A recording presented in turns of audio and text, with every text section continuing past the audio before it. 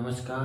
हमने बताया था आपको लास्ट वीडियो में कि जो समीकरण होते हैं दो प्रकार के होते हैं, एक संतुलित समीकरण और एक असंतुलित समीकरण। समीकरण संतुलित है तो कोई दिक्कत नहीं है, लेकिन असंतुलित है तो उसको संतुलित करने की आवश्यकता क्यों है। इस बात को अगर हम समझेंगे तो आपको ध्यान रखना है कि रासायनिक समीकरण को संतुलित करने की आवश्यकता क्यों होती है। तो एक नियम होता है द्रव्यमान संरक्षण का नियम, और ये नियम ये कहता है कि द्रव्यमान को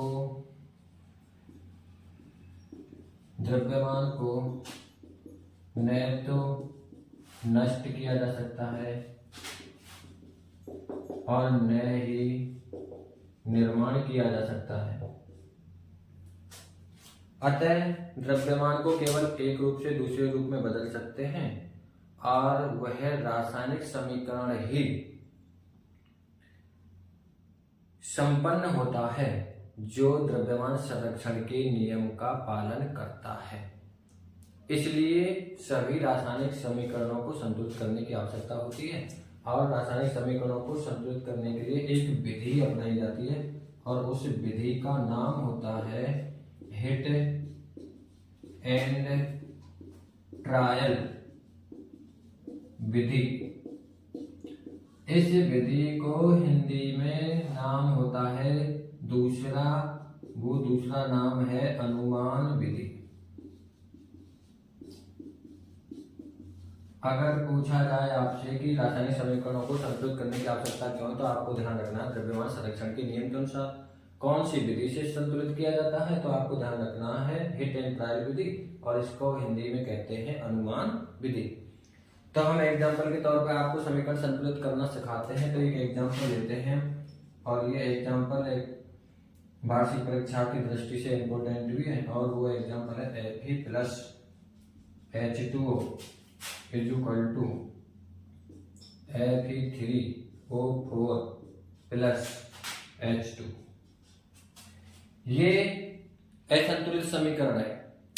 विधि के द्वारा तो ये बहुत लंबा पड़ेगा, लेकिन हम आपको अनुमान विधि से और डायरेक्ट संतुलित करना सिखाते हैं। और डायरेक्ट संतुलित करने में ये है कि जो असंतुलित है ना, इसके हम अंक लिख लेंगे। जैसे Fe है तो Fe की संख्या कितनी है 1, हाइड्रोजन की संख्या कितनी है यहाँ पर 2, ऑक्सीजन की संख्या कितनी है 1, यहाँ पर Fe की संख्या कितनी है 3, ऑक्सीजन की संख्या कितनी है 4, और हाइड्रोजन की संख्या कितनी है 2। तो हमें पता लगा है कि यहाँ पर Fe की संख्या 1 है अभिकारक में, और उत्पाद में Fe की संख्या कितनी है 3। तो ये दोनों समान नहीं है, तो यहीं से पता लग जाएगा कि जो ये समीकरण दिया हुआ है वह असंतुलित समीकरण है, और इसको अगर संतुलित करना है तो फिर कैसे करेंगे।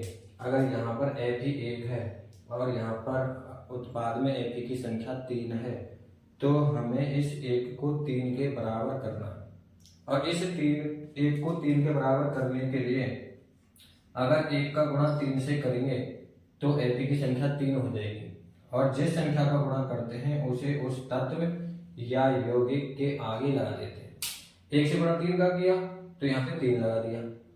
यहाँ पर हाइड्रोजन तो इसमें अभी कुछ नहीं कर सकते, लेकिन यहाँ पे ऑक्सीजन है 1 और यहाँ पे ऑक्सीजन है 4, या एक ऑक्सीजन को संख्या 4 से गुणा करें तो ऑक्सीजन है जाएगी 4, और यहाँ पे ऑक्सीजन है जाएगी 4।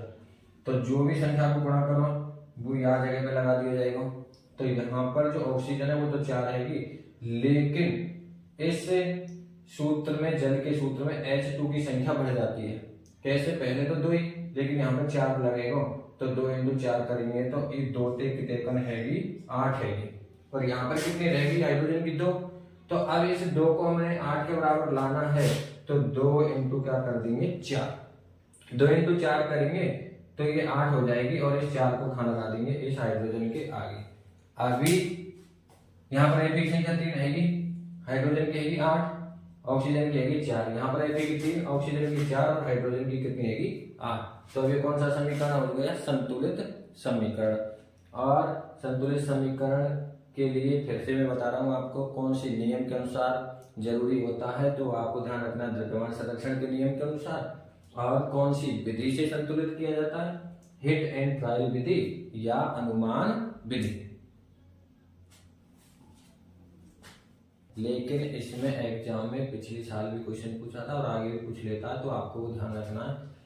इस क्वेश्चन से एग्जाम में प्रश्न आया है कि Fe का संतुलित गुणांक क्या होगा। मतलब Fe की जो अवस्था है वो संतुलित अवस्था में कितना गुणांक है जाएगा, कितना अंक है जाएगा।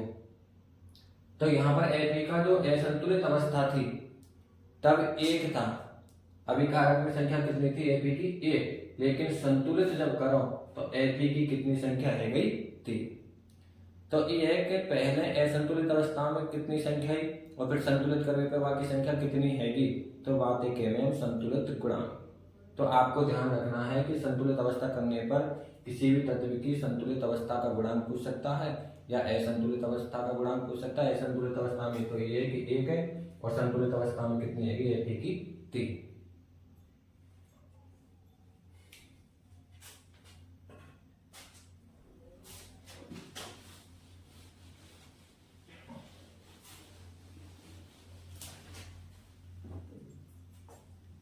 रासायनिक अभिक्रियाओं के प्रकार, नया टॉपिक। तो रासायनिक अभिक्रियाओं के हमको इस लेसन में कम से कम 10 प्रकार पढ़ने हैं और उनको हम क्रम से पढ़ाएंगे आपके लिए। और पहला जो प्रकार है उसका नाम है संयोजन या संयुग्मन या योगात्मक अभिक्रिया किसे कहते हैं और उदाहरण सहित समझाइए। तो हम आपको उदाहरण सहित समझाते हैं। मान के चलो एग्जाम्पल लेते हैं कोई भी, जैसे A है और B है, अगर ये मिलके C बना दे। ऐसे भी कह सकते हैं कि जो ये वाला भाग है इसको हम कहते हैं अभिकारक और ये वाला जो भाग है उसको कहते हैं उत्पाद। यहाँ हम ऐसे भी लिख सकते हैं कि 2H2 + O2 से मिलकर बनता है 2H2O। तो इस एग्जाम्पल से हम संयोजन अभिक्रिया की परिभाषा बहुत आसानी से समझ सकते हैं। कैसे? कि देखो यहाँ पर अभिकारक की संख्या कितनी है 2 और यहाँ पे उत्पाद कितना बनो 1। यहाँ पे अभिकारक की संख्या कितनी है 2, उत्पाद कितना बनो 1। तो यहाँ से आगे जितनी भी हमने 10 अभिक्रिया पढ़नी है ना, उनमें एक लाइन आपको फिक्स याद रखनी है और सब में लिखनी है। वो तो कौन सी लिखनी है? वह है रासायनिक अभिक्रिया जिसमें। ये लाइन तो हर रासायनिक अभिक्रिया में लिखनी है फर्स्ट में सबसे पहले। तो फिर संयोजन अभिक्रिया की अगर हम परिभाषा देंगे तो कैसे दे सकते हैं? वह है रासायनिक अभिक्रिया जिसमें 2 या 2 से अधिक अभिकारक भाग लेते हैं और मिलकर एक क्या बनाते हैं? उत्पाद। तो उसे हम क्या कहते हैं? संयोजन या संयुग्मन अभिक्रिया। संयोजन का अर्थ ही जुड़ना होता है और जुड़ेंगे कौन? अभिकारक। और कितने जुड़ेंगे? 2 या 2 से अधिक और जुड़ के उत्पाद कितना बनाएंगे? 1। तो फिर परिभाषा दोबारा से बता देता हूँ। वह रासायनिक अभिक्रिया जिसमें 2 या 2 से अधिक अभिकारक मिलकर एकल उत्पाद बनाते हैं तो उसे संयोजन अभिक्रिया कहते हैं। सही। संयोजन अभिक्रिया के लिए आपको एक एग्जाम्पल से प्रयोग समझाना है और वो प्रयोग कौन सा है कि जब जल में CaO, इसका नाम होता है बिना भुजा चूना, डाला जाता है। बिना भुजा चूना डाला जाता है तो भुजे हुए चूने का निर्माण होता है।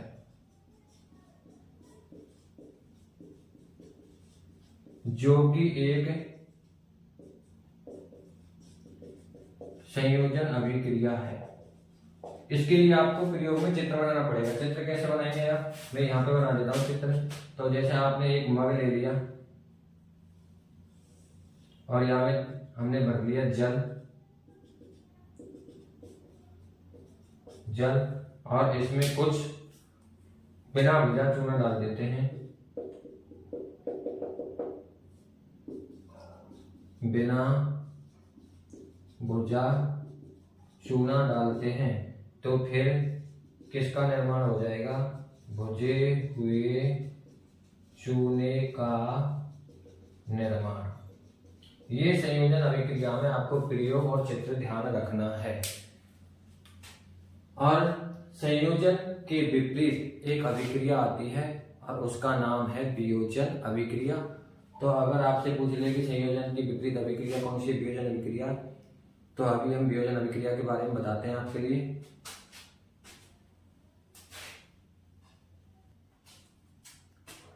अगली नेक्स्ट अभिक्रिया वियोजन अभिक्रिया, या इसका दूसरा नाम होता है अपघटन अभिक्रिया। इसमें क्या होता है, जैसे हम आपको एग्जांपल से इसकी परिभाषा बताते हैं। एग्जांपल आपको लिख लिया FeSO4, एरो लगा दिया, बन जाएगा Fe2O3 plus SO2 plus SO3। और यहाँ पर ये जो समीकरण लिखा है हमने लिखा है संतुलित समीकरण। और ये जो चिन्ह होता है ये गर्म करने का होता है। वियोजन अभिक्रिया क्या होती है, यहाँ पर देखो इस भाग को हम क्या कहते हैं? अभिकारक। इस वाले भाग को क्या कहते हैं? उत्पाद। और उत्पाद की संख्या है कितनी? 3। अभिकारक कितना? 1। तो भैया जो संयोजन अभिक्रिया में हमने पढ़ा था कि 2 या 2 से अधिक अभिकारक मिलकर एक उत्पाद बनाने तो संयोजन अभिक्रिया। और जब एकल अभिकारक वियोजित होकर या अपघटित होकर 2 या 2 से अधिक उत्पाद बनाता है तो उसको कहते हैं वियोजन अभिक्रिया। पूरी परिभाषा आप बोल सकते हैं। फर्स्ट लाइन मैंने बताया था आपको जोड़नी है कि वह रासायनिक अभिक्रिया जिसमें एकल अभिकारक वियोजित होकर या अपघटित होकर और 2 या 2 से अधिक उत्पाद बनाता है तो उसे वियोजन या अपघटनीय अभिक्रिया कहते हैं। एग्जाम्पल आप लिख सकते हैं कि जब हम फेरस सल्फेट लेते हैं और फेरस सल्फेट को गर्म करते हैं तो फेरस ऑक्साइड या आयरन ऑक्साइड, सल्फर डाइऑक्साइड और सल्फर ट्राइऑक्साइड का निर्माण होता है जो कि एक वियोजन अभिक्रिया है। और वियोजन अभिक्रिया निम्न प्रकार की होती है। तो वियोजन अभिक्रिया के प्रकार आपको ध्यान रखना है। वियोजन अभिक्रिया के प्रकार, वियोजन अभिक्रिया 3 प्रकार की होती है और तीनों प्रकारों के आपको नाम ध्यान रखने। नंबर 1 प्रकाशीय वियोजन, नंबर 2 ऊष्मीय वियोजन, नंबर 3 विद्युत वियोजन।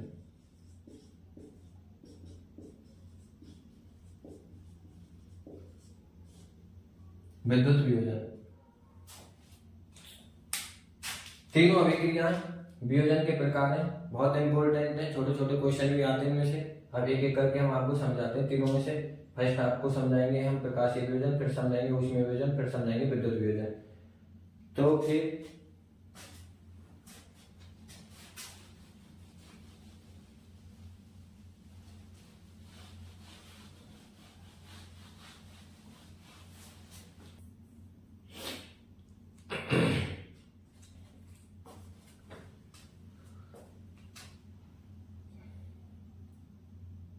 फर्स्ट प्रकार समझाते हैं आपको प्रकाशीय वियोजन। प्रकाशीय वियोजन को हम एग्जांपल से समझाते हैं। इसका हम आपके लिए पहले एग्जांपल लिखते हैं। जैसे एक एग्जांपल है 2AgCl, एरो लगा के, और यहाँ पर लिखना है सूर्य का प्रकाश R, फिर ये टूटेगा 2Ag में प्लस Cl2 में। ऐसे दूसरा एग्जांपल होता है 2AgCl, यहाँ पर भी आएगा सूर्य का प्रकाश और ये भी टूटेगा 2Ag, सॉरी ये Br, 2Ag प्लस Br2। तो ये दोनों जो अभिक्रिया होती हैं ये प्रकाशीय वियोजन में आती हैं, क्योंकि इसमें जो एकल अभिकारक है वो सूर्य के प्रकाश की उपस्थिति में 2 या 2 से अधिक उत्पादों में वियोजित हो जाता है, इसलिए इसे प्रकाशीय वियोजन कहते हैं। पूरी परिभाषा आपको बताते हैं कि वह रासायनिक अभिक्रिया जिसमें एकल अभिकारक सूर्य के प्रकाश की उपस्थिति में वियोजित होकर 2 या 2 से अधिक उत्पादों का निर्माण करता है तो उसे प्रकाशीय वियोजन कहते हैं। या इसकी छोटी परिभाषा आप ध्यान रख सकते हैं कि जब कोई एकल अभिकारक या ऐसी वियोजन अभिक्रिया जो सूर्य के प्रकाश की उपस्थिति में होती है तो उसे प्रकाशीय वियोजन कहते हैं। इसके लिए प्रयोग भी आपको ध्यान रखना है। प्रयोग में क्या करना है आपको कि हमको एक चाइना डिश लेनी है जिसको बोलते हैं शीशा की कटोरी, और या चाइना डिश में अगर आपने AgBr रख दिया और ऊपर से आ रहा है सूर्य का प्रकाश, तो इसमें से जो Cl2 है वो गैस निकल जाएगी और इस चाइना डिश में क्या रह जाएगा, Ag, चांदी रह जाएगी। तो आपको ये ध्यान रखना है कि जो ये अभिक्रिया है ना प्रकाशीय वियोजन, ये सूर्य के प्रकाश की उपस्थिति में होती है। और प्रयोग में आपको लिखना है कि एक चाइना डिश लेकर उसमें हम AgBr लेते हैं और जब सूर्य के प्रकाश में रखते हैं तो AgBr Ag व Br में वियोजित हो जाता है। और इस AgBr का उपयोग आपको ध्यान रखना है, विशेषकर इस AgBr का उपयोग श्याम एंड श्वेत फोटोग्राफी में किया जाता है। AgBr का उपयोग श्याम एवं श्वेत फोटोग्राफी में किया जाता है। ब्लैक एंड व्हाइट फोटोग्राफी में किस यौगिक का उपयोग किया जाता है तो आपको ध्यान रखना AgBr। AgBr का उपयोग श्याम एवं श्वेत फोटोग्राफी में भी किया जाता है। और ये हमने आपको पहला प्रकार बता दिया, प्रकाशीय वियोजन या प्रकाशीय अपघटन अभिक्रिया।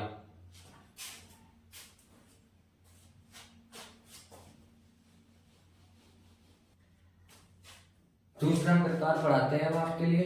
दूसरा प्रकार है ऊष्मीय वियोजन अभिक्रिया। इसमें क्या होता है, इसमें आपको हम एग्जाम्पल से समझाते हैं कि जैसे CaCO3 है, कैल्शियम कार्बोनेट होता है, इसको अगर गर्म करते हैं तो calcium oxide plus carbon dioxide का निर्माण हो जाता है गर्म करने पर। दूसरा एग्जाम्पल हम बताते हैं आपके लिए,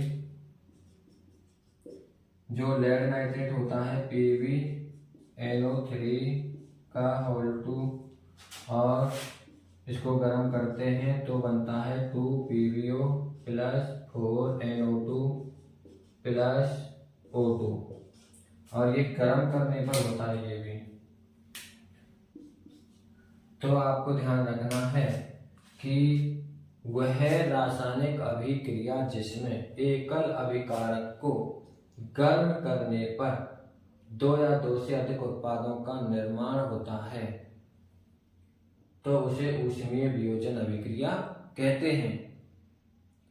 और कैल्शियम कार्बोनेट का समीकरण पूछे तो आपको लिखना है कि कैल्शियम कार्बोनेट को जब ऊष्मा दी जाती है तो कैल्शियम ऑक्साइड और कार्बन डाइऑक्साइड में वियोजित हो जाता है, और जो लेड नाइट्रेट होता है उसको गर्म करते हैं तो लेड ऑक्साइड, नाइट्रोजन डाइऑक्साइड और ऑक्सीजन गैस में वियोजित हो जाता है। और यहाँ से इससे पिछले साल क्वेश्चन पूछा था कि जब लेड नाइट्रेट को गर्म करते हैं तो नाइट्रोजन का कौन सा ऑक्साइड प्राप्त होता है, तो आपको लिखना है NO2, नाइट्रोजन डाई ऑक्साइड, और ये सफेद धुआं के रूप में बाहर निकलती है।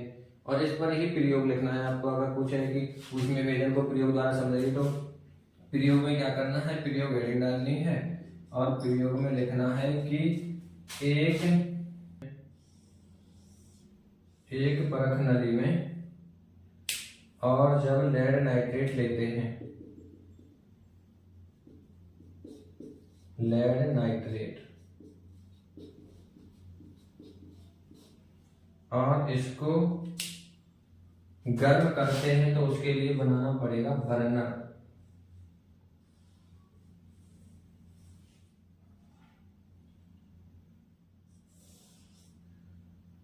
और ये जो बर्नर है ये गर्म करेगा, और गर्म करेगा तो ये लेड नाइट्रेट यहां से सफेद धुआं के रूप में NO2 सफेद धुआं के रूप में बाहर निकलेगी। और इसको आपको इसके प्रयोग में लिखना है कि कैसे लिखना है कि उसमें वियोजन का प्रयोग लिखे तो आपको लिखना है कि एक परत नली में थोड़ा सा लेड नाइट्रेट लेकर गर्म करते हैं तो परत नली से नाइट्रोजन डाइऑक्साइड सफेद धुआं के रूप में बाहर निकलती है। अब तीसरा भाग होता है विद्युत वियोजन। तो आपको ध्यान रखना है विद्युत वियोजन किसे कहते हैं और इसको समीकरण द्वारा समझाइए। तो हम आपको एग्जांपल लेते हैं विद्युत वियोजन का। 2H2O = 2H2 + O2 और यहाँ पर आपको उपस्थिति दर्शानी है विद्युत धारा।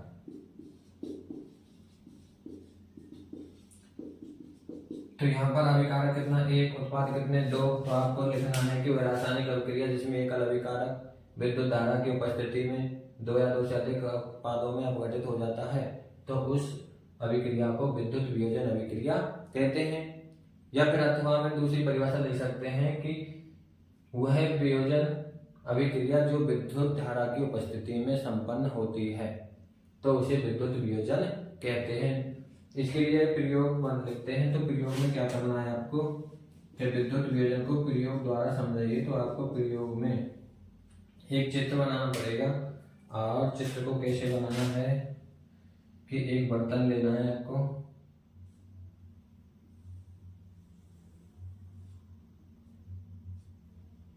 और बर्तन में ऐसे ग्रेफाइट के इलेक्ट्रोड बनाने हैं और इन इलेक्ट्रोडों पर उल्टी करके 2 परख नली रखनी है और एक पेंट्री लगानी है, एक कुंजी लगानी है और इस प्रकार से परिपथ को करना है पंप। बैटरी में बड़ी रेखा प्लस की होती है, छोटी रेखा माइनस की होती है, बैटरी होती है। ये होता है स्विच और इसका नाम लिखा था परख नली और यहाँ पर भर रखा है जल।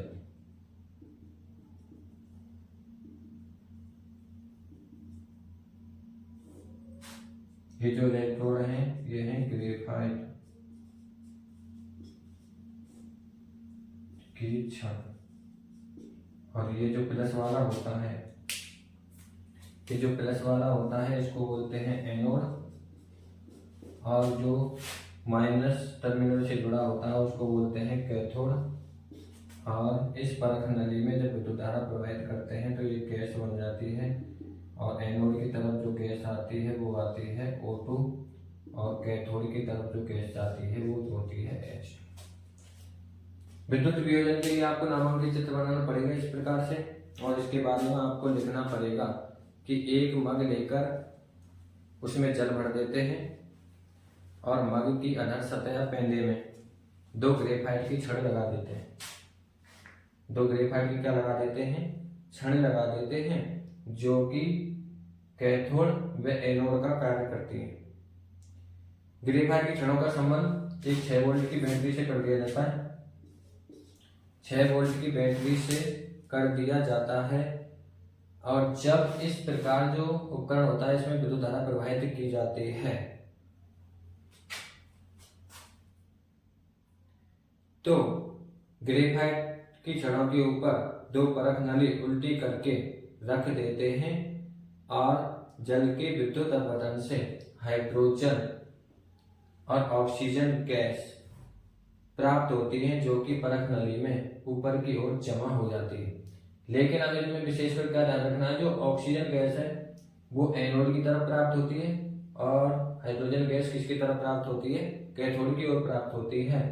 और जो ऑक्सीजन गैस और हाइड्रोजन गैस है ना, इनमें आपको ध्यान रखना है कि हाइड्रोजन गैस और ऑक्सीजन गैस का जो अनुपात होता है ना वो होता है 2:1, मतलब हाइड्रोजन गैस और ऑक्सीजन गैस का अनुपात ध्यान रखना है कि हाइड्रोजन गैस दुगनी प्राप्त होती है। जब जल का विद्युत वियोजन कराते हैं तो हाइड्रोजन गैस है वो दुगनी प्राप्त होती है और ऑक्सीजन है वो आधी प्राप्त होती है, क्योंकि इनका जो सरल अनुपात है वो 2:1 ही रहता है, जिसकी वजह से हाइड्रोजन गैस अधिक मात्रा में प्राप्त होगी, ऑक्सीजन गैस कम मात्रा में प्राप्त होगी। और ये विद्युत वियोजन के तीनों प्रकार हैं। तो अब अगली अभिक्रिया आती है हमारी 3 नंबर की, और उसका नाम है विस्थापन अभिक्रिया। विस्थापन अभिक्रिया किसे कहते हैं और इसको उदाहरण सहित समझिए या समीकरण लिखिए। तो आपको ध्यान रखना है कि विस्थापन अभिक्रिया समझने से पहले हमको एक टॉपिक पढ़ना पड़ेगा, और वो टॉपिक है सक्रियता श्रेणी। सक्रियता श्रेणी पढ़ना पड़ेगा, क्योंकि इस सक्रियता श्रेणी के आधार पर ही विस्थापन अभिक्रिया होती है। तो सक्रियता श्रेणी क्या होती है भैया? कुछ तत्व हैं जिनको क्रियाशीलता के आधार पर हम व्यवस्थित करते हैं, वो कौन कौन से हैं आप इनको एक तरीके से ध्यान रख सकते हैं। का, ना, का, मांगे, आलू, जन्मे, फिर, प्रभु, हमारे, क्यों, हवाई जहाज, आगे, आऊं। इसका नाम तो आप सब जानते ही हैं, पोटेशियम। इसका नाम सब जानते हैं, सोडियम। इसका नाम होता है कैल्शियम। इसका नाम होता है मैग्नीशियम। इसका नाम है एल्यूमिनियम। इसका नाम है जिंक या जस्ता। इसका नाम है आयरन या लोहा। इसका नाम है लेड या सीसा। इसका नाम है हाइड्रोजन। इसका नाम है कॉपर या तांबा। इसका नाम है पारा या मरकरी, और इसका नाम है चांदी या सिल्वर। इसका नाम है सोना या गोल्ड। सक्रियता श्रेणी में क्या होता है कि जो ये तत्व हैं ऊपर वाले, ये अधिक क्रियाशील तत्व हैं, अधिक क्रियाशील तत्व, और जो नीचे होता है वो होता है निम्न क्रियाशीलता। और ये क्रियाशीलता ऊपर से नीचे की ओर घटती जाती है। मतलब सबसे ज्यादा अगर क्रियाशीलता पूछी जाए ना वो पोटेशियम की होती है, उससे कम होती है सोडियम की, फिर कैल्शियम की, मैग्नीशियम की और एल्यूमिनियम की। इस प्रकार से ये क्रियाशीलता घटती जाती है। और जब कोई चीज घटे, बातें हम कह में अवरोही क्रम, पहले बड़ी चीज लिखें फिर छोटी लिखें, तो बातें कह में अवरोही क्रम। तो सक्रियता श्रेणी की परिभाषा का है जा रही है, अगर परिभाषा पूछ ले तो कि तत्वों को उनकी क्रियाशीलता के आधार पर, तत्वों को उनकी क्रियाशीलता के आधार पर अवरोही क्रम में जमाने से जो श्रेणी प्राप्त होती है उसे सक्रियता श्रेणी कहते हैं। भाई सबसे ज्यादा क्रियाशीलता इसकी है, फिर आगे कम है, और पहले बड़ी संख्या लिखी फिर छोटी संख्या लिखी तो अवरोही क्रम कहमे। और अवरोही क्रम में कहमे तो आपको ध्यान रखना है कि तत्वों को उनकी क्रियाशीलता के आधार पर अवरोही क्रम में जमाने से जो श्रेणी बनती है उसे सक्रियता श्रेणी कहते हैं। और इसका फर्क वो क्या होता है, जिसकी क्रियाशीलता ज्यादा होती है वो कम क्रियाशील तत्व को विलयन से विस्थापित कर देते हैं। जैसे एग्जांपल समझो, अगर मान के चलो दो पहलवानों की कुश्ती कराते हैं, तो जिसकी अंदर दम ज्यादा होती है वो पहलवान जीत जाता है और दूसरा मैदान से आउट हो जाता है। तो इसी प्रकार यहाँ पर जिसकी क्रियाशीलता ज्यादा होती है वो कम क्रियाशील तत्व को अपने यौगिक से या विलयन से हटा देता है, और जब किसी चीज को हटा देता है तो उसको हम कहते हैं विस्थापन, और विस्थापन अभिक्रिया इस पर ही आधारित है। तो आपको ये ध्यान रख लेनी है और इनको क्रम ध्यान रखने को मैं आपको एक ट्रिक बना देता हूँ। इसको बोलते हैं यहाँ पर के लिए यूज करते हैं का ना का मांगे आलू जन्मे, एपी को लिखते हैं फिर लिखते हैं प्रभु,